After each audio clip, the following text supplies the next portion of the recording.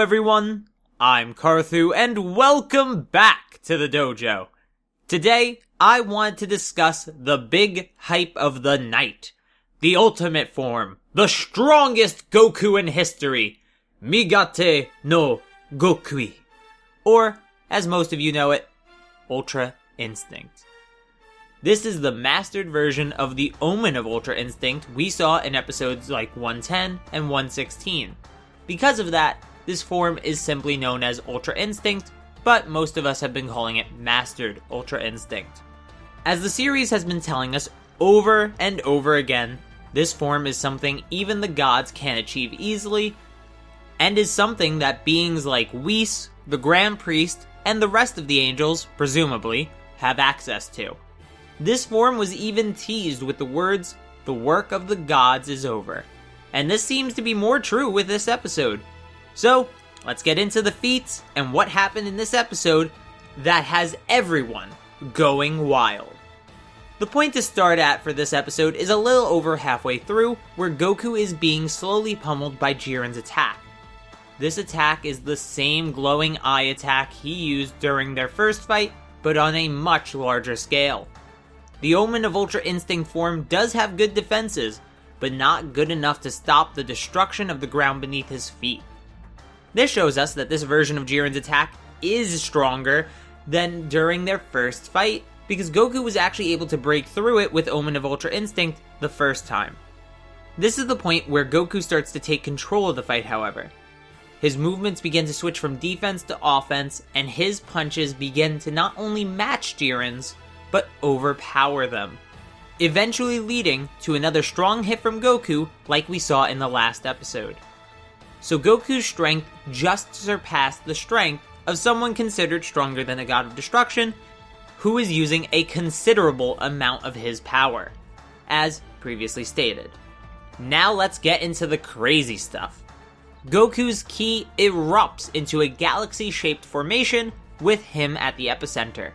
Depending on how dense it is and how hot it is, this can be considered a Big Bang type feat, but that's being blown out of proportion by many fans in my opinion, since we already know Goku is above universal levels, and that's all this feat really implies.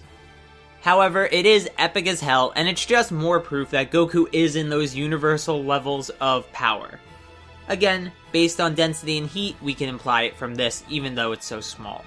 So Jiren flares up his own ki to the size much larger than the arena, but even from different camera angles is significantly smaller than Goku's ki. Regardless, this is the largest power output we've seen from Jiren this whole tournament, and he puts it into a ki blast that's not dissimilar from the one he used against Kale and Vegeta. However, this one has a much larger pool of ki being used to fuel it, as shown on screen. A great measure of strength for this attack is the fact that Jiren, with a ki blast much smaller, was able to completely nullify Ultra Instinct Goku's Kamehameha. Omen of Ultra Instinct Goku, that is. This is the same attack he used to defeat Super Saiyan 2 Kefla. Kefla, as a regular Super Saiyan, was able to blitz Super Saiyan Blue Kaioken times 20 Goku. Then this same Kefla gets 2 times stronger than that because of Super Saiyan 2, and this puts her at least greater than 40 times Super Saiyan Blue Goku, and she was easily eliminated by Goku's Ultra Instinct Kamehameha. Jiren's fairly casual ki blast was able to destroy this same Kamehameha easily. This can put Jiren's high power ki blast near the levels of over 100 times Super Saiyan Blue Goku, in my opinion anyway, based on the size and the charge time. This is a guesstimate, of course. It could be more and it could be less, but saying greater than 40 times Super Saiyan Blue just sounds a little stupid, but realistically that's the most we can imply. That in mind, this attack heads straight for Goku, but vanishes right as it reaches its target along with all of Goku's ki. What happens has to be one of the most alpha things ever done in Dragon Ball as a whole. Goku gets behind Jiren without him noticing, and in his hand is Jiren's attack. Remember how impressive it was when true Golden Frieza was able to contain the Hakai energy into his hand?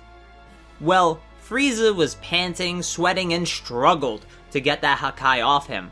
But Goku caught this attack and contained it with no difficulty, and in the instant it connected to him. If that doesn't sound insane enough, remember, Jiren was using a large portion of his power, and he is above the God of Destruction levels of power.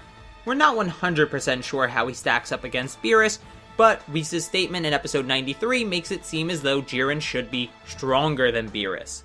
And the crazy high multiplier this would have is insane, as I mentioned earlier.